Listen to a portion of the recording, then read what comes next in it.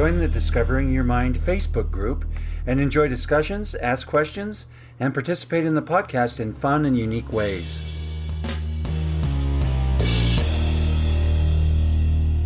Aphantasia is a condition characterized by an inability to visualize mental images in one's mind. If you have just discovered that you or someone you love has aphantasia, or if you're just fascinated by the subject in general and love learning more about it, you are in the right place. The Discovering Your Mind podcast delves into all aspects of the mind's eye, including aphantasia, hyperphantasia, and everything in between. Welcome to the Discovering Your Mind podcast, brought to you by shanesbraindomain.com. I am your host, Shane Williams, also known as Shane's Brain, and today we are talking with the one and only Dylan Bryant. How you doing there, Dylan? I'm doing great. Fantastic. All right. Dylan is my niece, correct? Yes. As far as we know, that is correct. All right. Okay, so I understand that you are currently in school. I am. I'm getting close. Only got a couple semesters left. Fantastic. Yeah. Where are you going? I go to UVU. I'm studying geology. UVU. Mm-hmm. Geology. All right. Is there a career in geology? That's rocks, right? Yeah. There's a bunch of stuff. Lots of types of engineering. Mining uses geology a lot.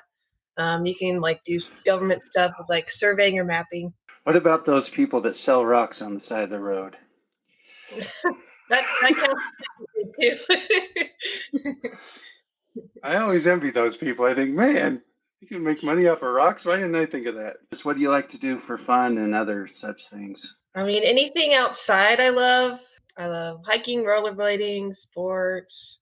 But project-wise, I like stuff. I like doing stuff with my hands, refurbishing furniture or landscape or I don't know, stuff like that. I really like to be crafty and do projects like that. In this episode, we will be referring to what we call the apple graph.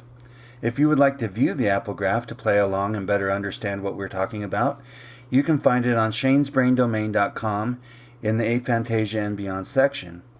If you are unable to view the apple graph for whatever reason, it is a graph divided into 6 sections. In the number 6 section, there is a very detailed image of a red apple. In the number 5 section, it is the same image but with less detail.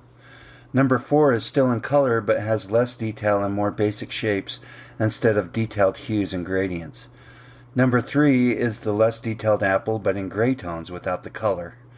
Number 2 is a simple outline of the apple. And number 1 is blank, indicating no visualization whatsoever. This is called aphantasia.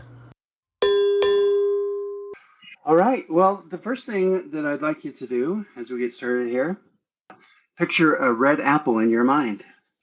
Should I open my eyes or close my eyes for this? It is up to you. We're going to talk about that in a minute, whatever works for you. Okay,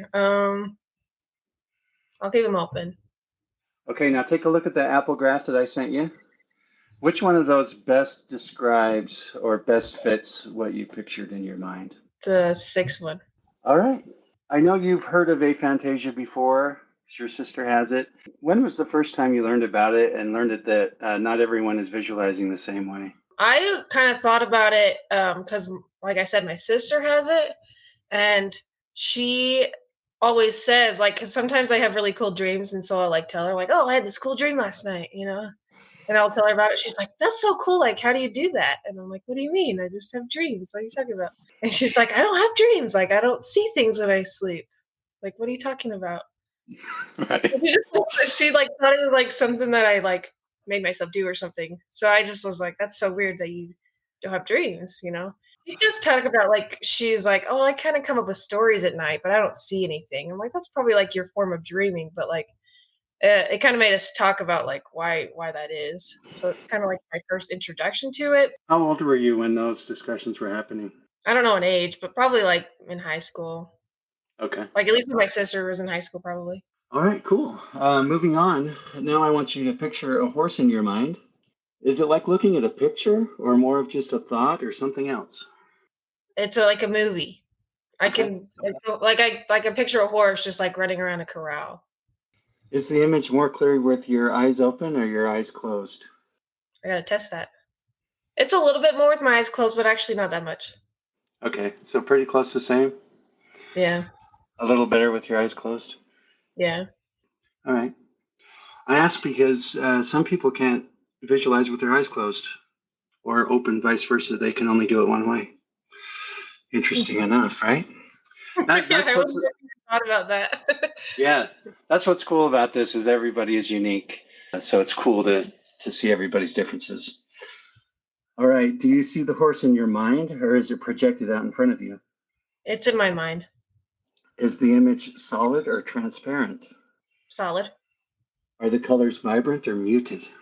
They're fairly vibrant. Is it 2D or 3D? 3D. Is the image still or is there movement? Movement. Yeah, I can just see the horse just looping the corral. That's what I first thought of. All right. Can you put a birthday hat on the horse if you want to? Yeah. Okay. So some of these questions may sound strange, but when I was first learning about that people could picture things, I was super curious about what they could do. Can you just see it or can you manipulate it? If it made a sound, could you hear it in your mind? No. Not at I all. can't really, yeah, I can't really think of this. Like I know what a horse sounds like, but like I don't know, I don't think it sounds. All right. Now we're going to move on to sequence visualization. I want you to picture a cup on a table that you accidentally knock over. Okay? Okay. You got it? Yeah. Okay. What type of cup was it? It's a plastic cup. Like a Okay. cheap What color? $1 Walmart plastic cup. All right. What color was it? Blue. What type of table was it? I visualize like a countertop. How did the cup get knocked over? I knocked it over with the back of my hand. And when you knocked the cup over, did anything spill out of it? Water. Did the sequence appear as a video in your mind or something else? Like a video, or just like I don't know, like just a first person like visual of it happening. I could feel what the cup felt like on the back of my hand. So it wasn't like I was just watching it. It was like it felt like I was doing it. Did this mental image also have sound? Did you hear it in your mind? Not really. Maybe a little muffly type sound, but like not really. Okay. And is that the best you can muster with sound? The harder I think about it, I can get a little bit like if I really try to think about it, but it's pretty like muted sound. Okay. Do you have any idea, any reasons why your mind went to what it did? I didn't give you any of those details, but your mind produced those details. So do you know why your mind went to what it went to? I think it's just because I visualize the countertop that I have, like just the countertop I use normally, and the cup I use normally, just what I use most often, I guess. So your mind went to kind of the quickest, easiest, most familiar things. Yeah. All right. Okay, we're going to talk a little bit more about mind audio here. It sounds like you don't have a whole lot, but let's delve into it a little bit more. Do you have an inner monologue? Like, do I hear a voice in my head when I'm thinking? I guess whatever that means to you. I don't hear my own voice in my head like when I'm thinking. I don't see words. It's actually pretty, I don't know, it's pretty blank when I'm just thinking. Like I don't normally visualize things unless I'm asked to. Okay. Like if I don't know, like if I try to think of like trivia questions for a game or, answers on a test or something, I don't have any visualization. I either like know it or I don't. That's so interesting to me because I mean, in that respect, you sound like me, right? Yeah. And yet on the Apple graph, you're a 6 and I'm a 1. So it's really interesting how alike we are in different ways, even though we're really different in others. When you have a song in your head, is it like listening to the radio? That one's weird because I don't hear audio when I visualize, but like if I try to think of a song, like I can think of the tune and I can hum it. But sometimes it's like I don't hear the instruments of the tune, it's just like blank notes. I'm really good at remembering lyrics and stuff, so I can think of the lyrics in my brain and like a bass line tune, but it's not like it's actually the instruments. I don't know if that's kind of a weird description, I know, but no, not exactly like a radio. Yeah, I think I understand what you mean because I think it's similar to what happens with me. Like, it's not audible at all. It's not like I'm hearing it the way I would hear it for in real life, but it is there. All right, let's move on to the other senses. Now I want you to picture a chocolate chip cookie in your mind. Can you smell it in your mind? Vaguely, but I don't have a good sense of smell in real life, so I don't know if I can smell it in my head. Not really. Not really smell. Okay. Can you taste it in your mind? I can taste it. A scale from 1 to 10. How real is that? How much is it like actual tasting? It's like an 8 or 9. An 8 or 9?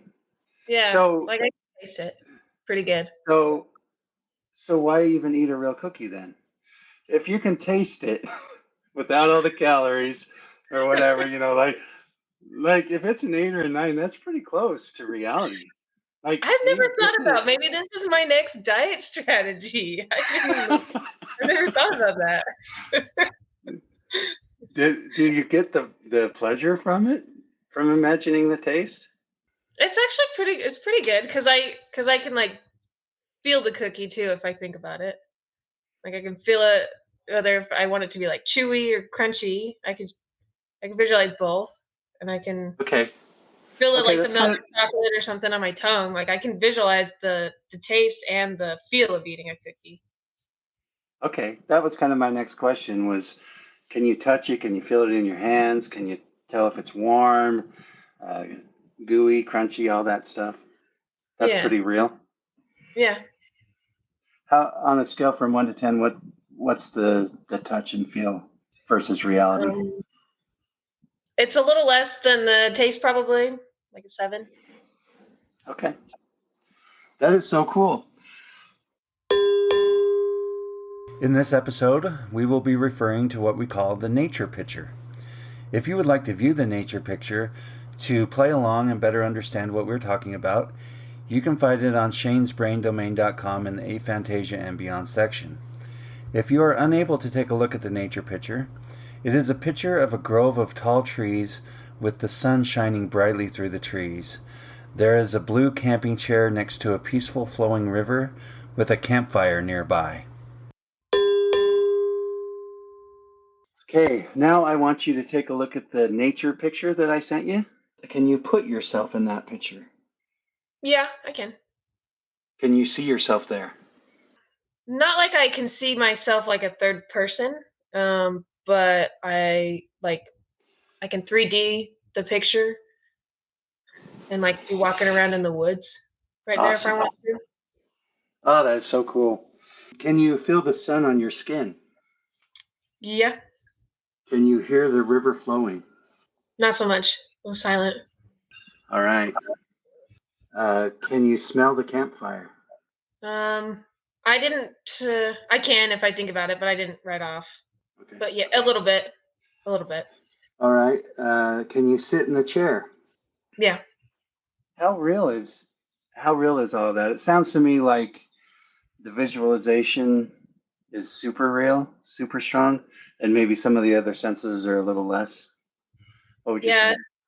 It's kind of it feels movie-esque kind of when I put myself in it because like the noises I don't hear are as realistic. It kind of feels like a video, but at the same time I'm still in it. Like the first thing I did when I put myself in that picture is I imagined myself wading in the creek because that's what I always want to do. I just always want to touch the water. So I imagine myself wading the creek and I could like feel the water gurgling past my feet, you know. I but it's not like it's still like a fantasized 3D vision. Okay. Yeah, it still sounds pretty awesome. Out of the five senses that we talked about, which one is the most prominent or powerful in your mind? Right, just the visual. The Mhm, visual. mhm. Okay, in general, when you close your eyes, what do you see? Nothing. Okay. Yeah, Yeah, you I, mentioned. I I don't think about I don't visualize something like unless I think about visualizing something. If I just like close my eyes, if I'm just thinking about normal things in general, I don't see anything. Okay. Yeah, that's interesting. And so, unless you're prompted, it stays pretty dark. Yeah. Can you think of nothing if you want to? Yeah. Really? Yeah. I think you may be the first person that said number 6 on the Apple graph that has ever said yes to that. Yeah, like if I So, just like I don't know, like I can make myself just like zone out, which is really not good for school because I'll be like in the lecture and like, oh, I just zoned out. But like I can kind of make myself zone out if I want to.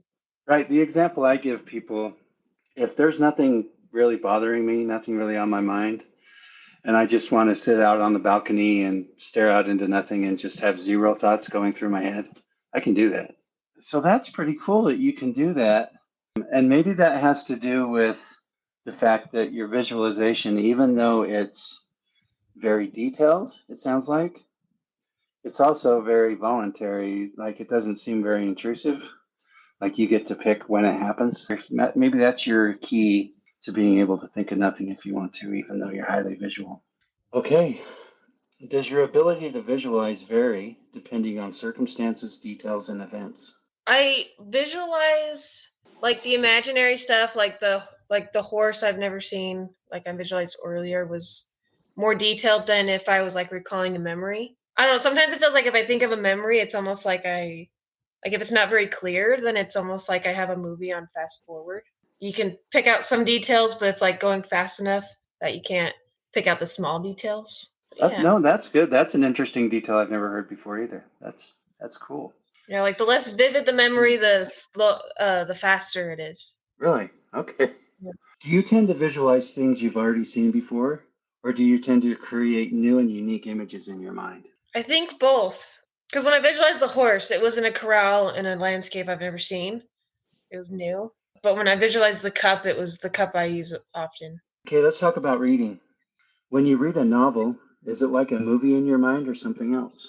It's like a movie at first, like when they first describe the details, like what people look like, the setting of the story. It's pretty much it's like a movie. But once I get into it and I read enough and I have everything set up, it doesn't move like a movie as much, and I'll just get like fragments because I think I just get too absorbed in what I'm reading, thinking about what they mean when they say and stuff like that, it kind of fizzles out, I guess. But like once I have it set, like once I think of what the character looks like or where they live, if they describe something later in the book, I can just recall it and think of what they look like again.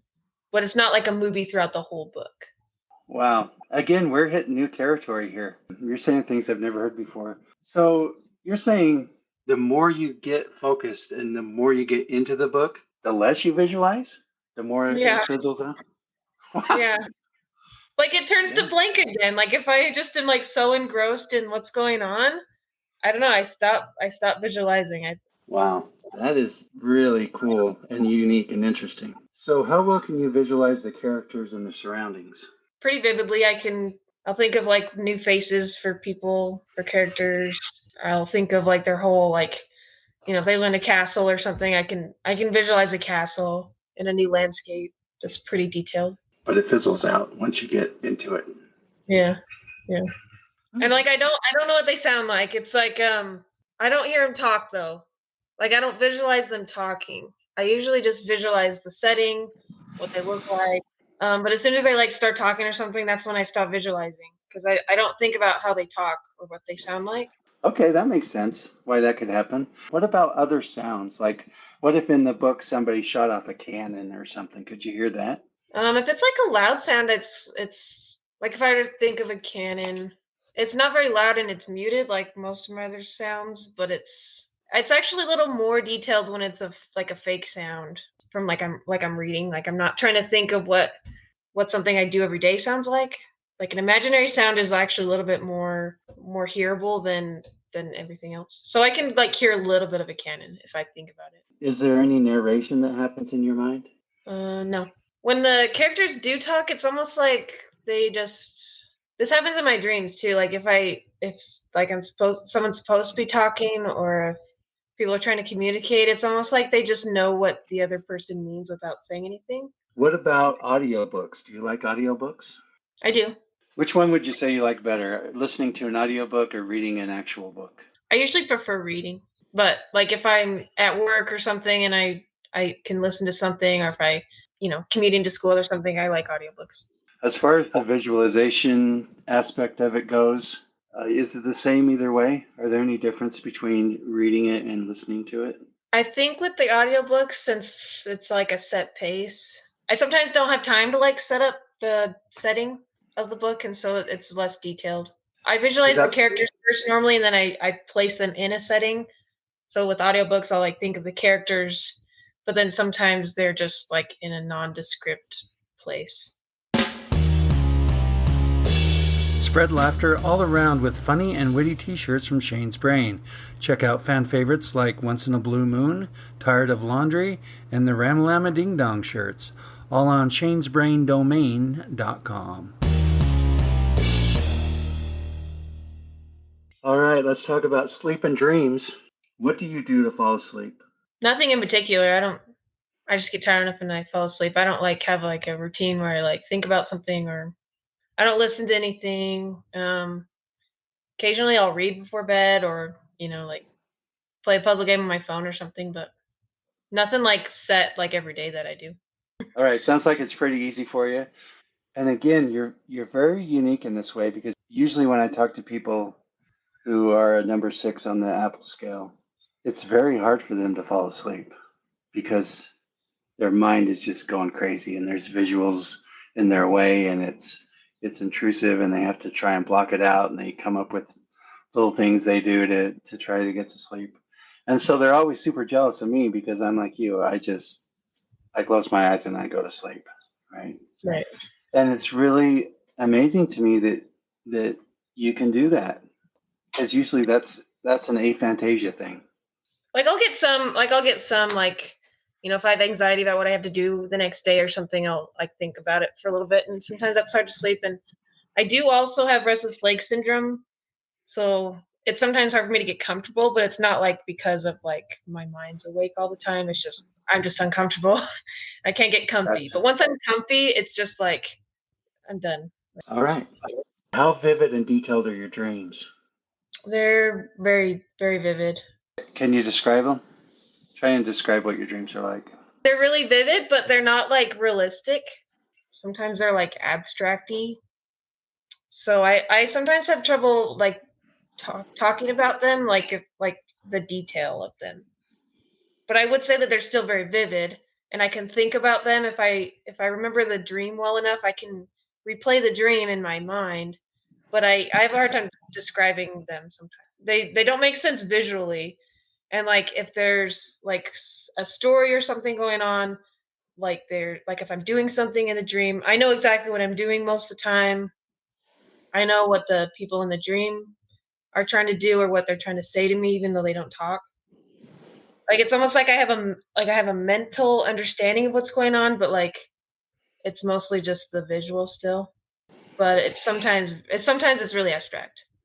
But sometimes I can though. Like I do keep a dream journal that I sometimes write down the stuff that I can describe. So like one of my favorite dreams of all time is I dreamed that I was on a floating island, and there was like insane like cool like geology structures. There was mountains on this island, but it was like floating in the sky, but it was surrounded by water, like there was an ocean, but it was still in the sky. So when you're in these unrealistic dreams, do you know you're dreaming? Almost always know that I'm dreaming.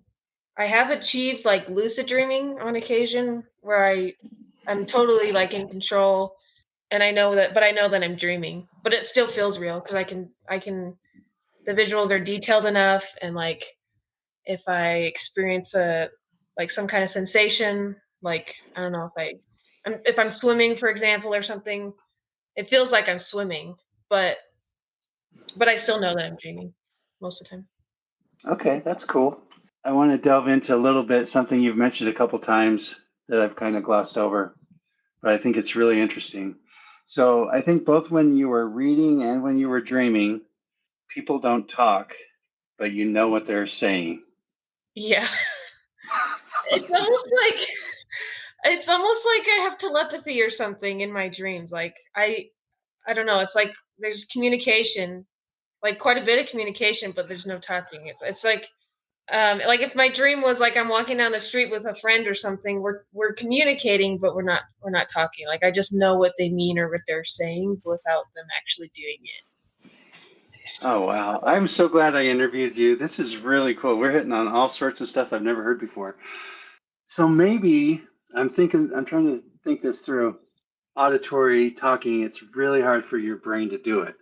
So it's like your brain is compensated for that. Like we need to have a conversation, but it's not going to happen in our mind the way it would in real life. So we're going to have to find a new way to do it. Yeah. That is so interesting. How well do you remember your dreams? Usually pretty well. So like I said, I keep a dream journal, but I don't detail them super well. I just put enough down that I can remember the vague idea of the dream, and then usually I can recall it from that. Do you think your visualization abilities play a role in your ability to remember the dream? Okay. Yeah, because like I said, with them being so abstract, sometimes like all I can do is visualize them to recall them. It's time for Youphantasia, the part of the show that lets you chime in and share your thoughts, insights, and experiences. Today we have Robin chiming in.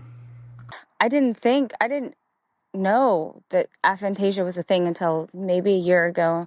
I was talking to one of my best friends, and she kept talking about how when she goes to sleep, she visualizes stacking rocks, and every time she goes back to sleep the next night or whatever, she goes back into that setting of stacking rocks, and she goes into this whole thing. And I just assumed it was like counting sheep. I didn't think that people were actually seeing in this visualization. Like when I dream, I dream. And so I think that's what people who don't have aphantasia, they actually can produce their own visual imagery in the form of like a dream within awakened state. So I didn't know that was a thing until my best friend and I were talking. I was like, wait, hold on. Wait, so you're actually there and stacking rocks? And she's like, yeah, and sometimes someone will appear, and it's a whole dream within an awakened state. And I was like, what is that? So I started Googling, and I'm like, holy shit. Wait, people can actually, it's not just a figure of speech to visualize. I thought it was. And so it never affected my mental state up until that moment when I was like, I feel like I've been thwarted. If you would like to participate and hear yourself featured on the podcast, go to shanesbraindomain.com and click on the Youphantasia section.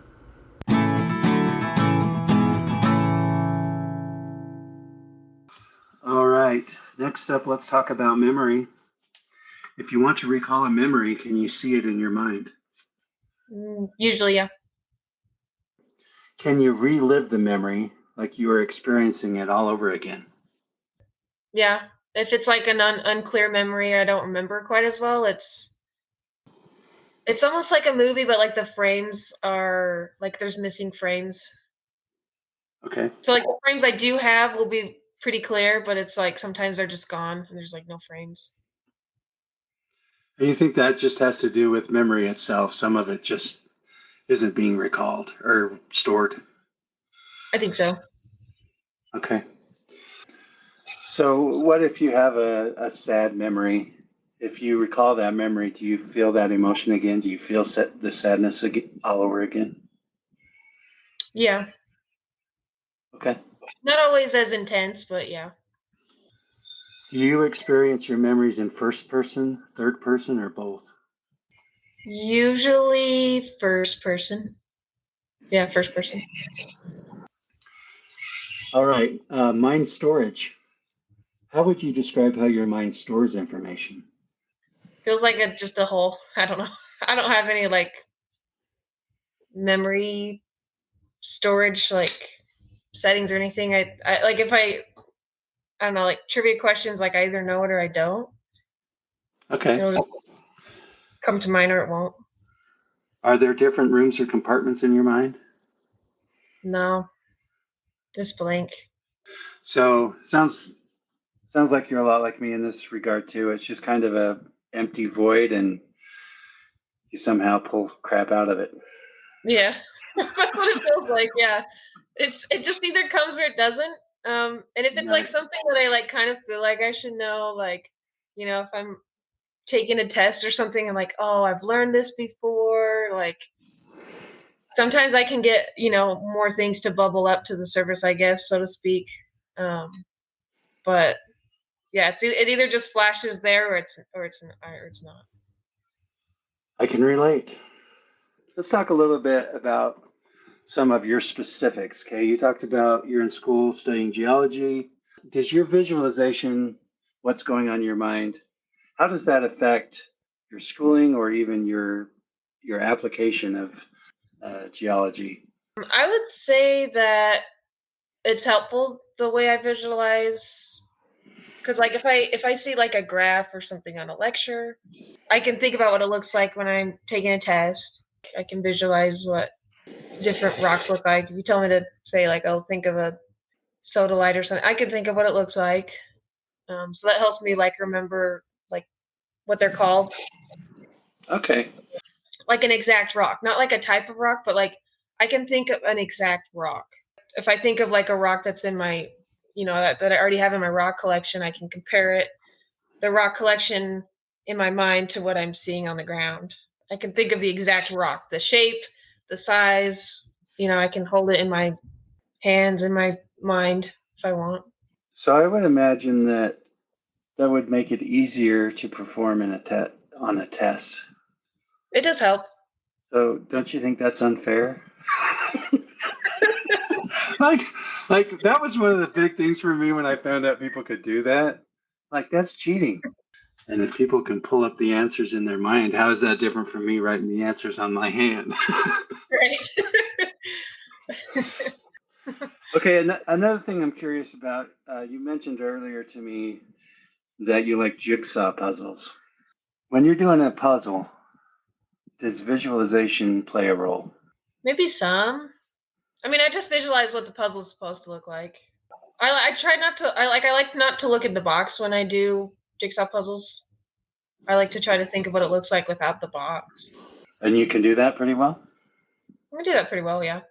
What about some of your creative activities? I recently did like a landscape project at my mom's house. I just did like a little rock paver way, but I did like some designs in it and stuff. And I can usually think about what the design will look like before it's laid down or something. So like I thought about which rocks I wanted where and how they would look, the colors next to each other. Redoing a piece of furniture or something, I can see what the colors will look like together, the gloss, the textures. I can see what I want it to look like. And does the final product usually end up coming pretty close to what you visualized? No, because my execution and my talent are not as good as my visualization. Okay. That's the aggravating part. I can see exactly what I want it to look like, but I can't always make it like that. But it helps me get closer, I guess. Right. What about this? I heard an interview one time by Britton Covey. Probably know who that is. He was a football player for the University of Utah. He now plays in the NFL. I love that guy.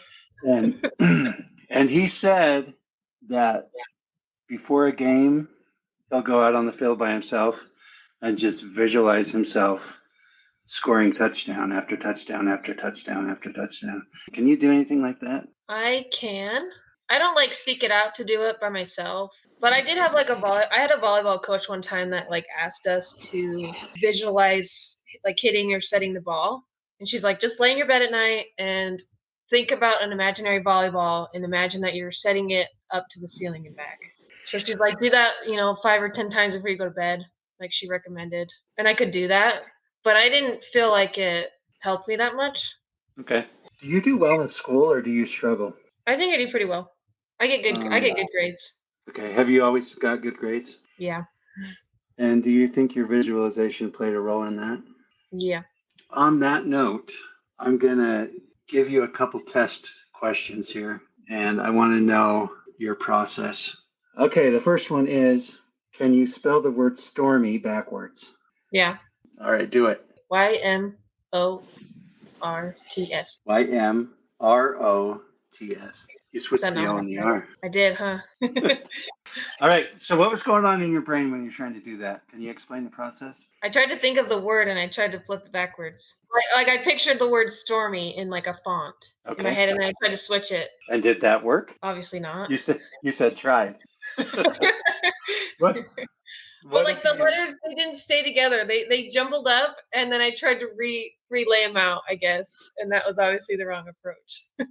Okay. What if you just brought up the word stormy, like you said, in a font, and instead of trying to switch it around, you left it the way it is, but just read it backwards? Yeah. Does that work better? That actually does work better, yeah. Yes. All right. because again, I can't do any of this stuff, so I'm interested on how people do it.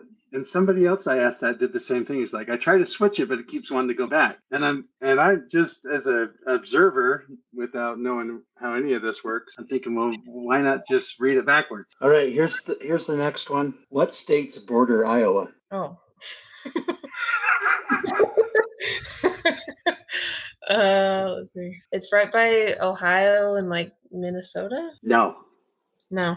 Yeah, I don't know. So what was the process there? It didn't sound like much was sparking. No, like I could think of like the outline, but like I haven't spruced up on my geography enough to be able to recall it in detail enough.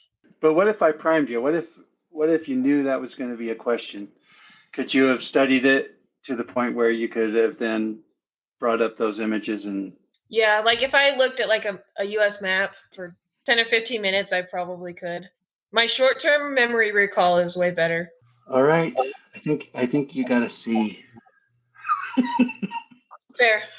All right. Okay, last question. If you were to try and give a general description of how your mind works and what you see in your mind's eye, how would you describe it? When I think about visualizing something, it's kind of like a TV. Like I can just flick something on and it just starts playing. But just like answer recalls and stuff, or just normal thinking, it's blank. So I don't know how to describe that part. When I'm not told to visualize, I don't know how to describe it. There's just like nothing. But probably more like a TV. Like if the TV's off, it's off. I don't see anything. Okay, that's a good description. I like that. Thank you so much for joining me. It was really good to hear your explanations and your answers. There was a lot of really cool stuff in there, stuff I hadn't ever heard before. And that's why I like to do this and why I like to share it with others, because everybody assumes that everyone is visualizing and experiencing things the same way in their minds. And I think it's really empowering to know that that's not true.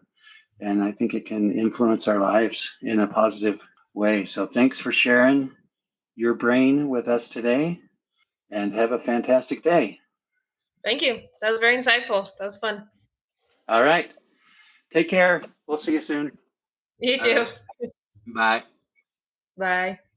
Hey, Shane's Brain here. As I was listening to this interview again, I thought it was important to note that Dylan really seems to have the best of both worlds here, right? She can visualize, but there are also times where she seems very like aphantastic, right? Even though she answered 6 on the Apple graph, I feel like a lot of her answers sounded like she was a 1.